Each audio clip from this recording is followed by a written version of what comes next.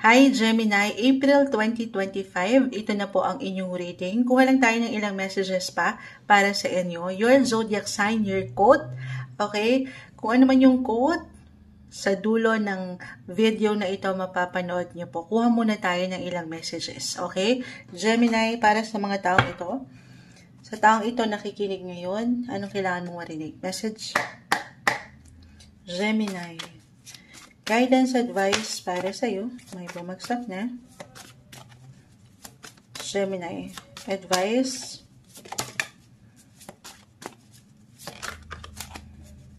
Gemini. April 2025. Ito yung ngayon. Anong kailangan yung marinig? Mensaheng gabay po. Okay. And pa tayo will be straightforward. Di natin pipigilan the death card. 7 of Wands reverse, 8 of Pentacles. Hindi po kailangan katakutan yung ilang nababasa nyo sa cards.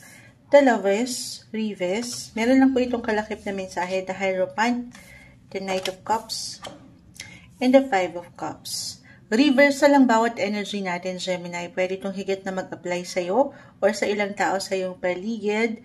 Umangat dito ang buhay, relasyon, trabaho, partnership. So, ang lawak nito. Just only take what resonates, guys. Siyempre, wag natin ipilit yung ilang situation na hindi para sa atin. Hindi na ko yung camera. Napaka-imbalance ni Moonchild. Pero, patuloy dito, nakikita ko yung pagiging productive. Productive and busy, paglaban nyo sa inyong mga buhay, relasyon man, or posesyon. Kung saan iniiwanan nyo ng proteksyon, the 7 of Wands. Hindi kayo nagpapatinag.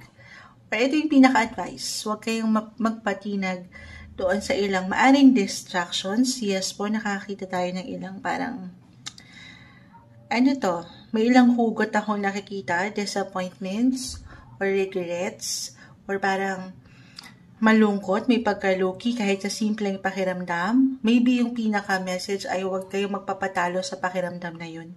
Labanan hanggat kaya. Okay, para dito ay, so patuloy lang kayong sumabay. Nakikita ko yung ano nyo eh, andito yung perseverance. Wow. Kahit pa may ilang challenge tayong nakikita, andito yung patuloy yung pagpapakita rin ng inyong kalakasan or kakayanan. Kumbaga, ayan no, si Kuya lumalaban lang palagi sa buhay. Narinig nyo ba yun? Parang si Kuyang magbabalot na yan. Gusto nyo ba ng balot ngayon?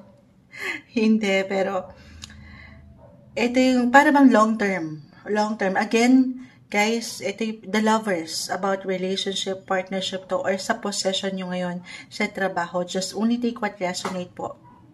Yung ilang long term goal nyo. Okay, or nilulook forward nyo pa sa inyong mga buhay, relasyon, partnership in business. Andyan yung ilang paglaban nyo, pagprotekta nyo na ang ganda. Reversal, pwede itong kayo ang pinoprotektahan talaga. Okay, hindi nyo pa man yan ma-realize. Basta andito kayo, palagi nagpapakita sa mundo, the 8 of Pentacles. Patuloy nyong hinaharap yung ilang gampanin or obligations at hindi kayo just because nakaramdam kayo ng pagka-low-key or meron kayong naramdaman na narinig na komento, opinion, or kahit sa simpleng pakiramdam, intensyon, ay titigil na kayo. Okay, bibigyan nyo na ng limita ang inyong mga sarili. Kasi dito, meron akong, or maybe, yung pinaka-message din, kailangan yung marinig na merong progress. May magandang progreso. Umaandar patungo sa higit nyong tagumpay or ikalalago. Hindi nyo pa man yan agad-agad mapuna or ma-realize, maramdaman ngayon. Okay? Other messages, kung hindi po yun mag-apply, okay, I see dito na merong ano, parang ito, pwede sa love. The Lovers ay narito, may hugot. May hugot, merong i-work out na relationship, may magbabalik, since Venus in retrograde right now eh. May tendency yan, depende kung saan nag-highlight ka ng inyong mga signs or sa ilang sektor. Pero lahat tayo naapektuhan yan. May ilang panunumbalik kahit sa simpleng pakiramdam, lalo pa kung merong panghihinayang. Merong nanghihinayang sa isang Gemini. At dito, parang meron ako nakikitang attraction or connection, deep soul connection, the Hierophants. Yung soulmate na matatawag or destiny. Why not? You will meet the right people at the right time ngayon. Yun lang, patuloy lang kayong maging bukas. Pero hindi, ito is something na this is not the best time para bumuo kayo ng major decisions when it comes to love. Especially the lovers po is in reverse and astrologically si Venus is currently in retrograde. Hindi maganda yung flow ni Venus ngayon, planet of love. So take it easy, hindi magiging okay kung sakali man mag-apply na meron talagang manumbalik or magbalik kahit sa simpleng pakiramdam. Pero wag lang muna ngayon. Knight of Cups, papunta kayo doon, unti-unti. Okay? Unti-unti. Merong new beginnings, the death card ay narito. May renewal. Dumadaan kayo sa ilang transitions, transformation, again, sa higit nyong ikali-level up. Mapabuhay, relationship man yan or professional. Stay active and productive. Patuloy nyong i-showcase yung kayo mismo. Bilang isang individual sa relasyon man o trabaho.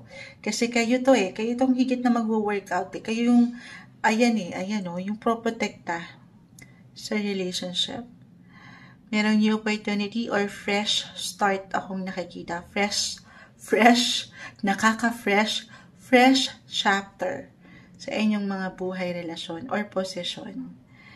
Okay, pero kung ngayon man ay parang moonchild ang labo niyan, huwag kang mainip. Okay, huwag kang mainap.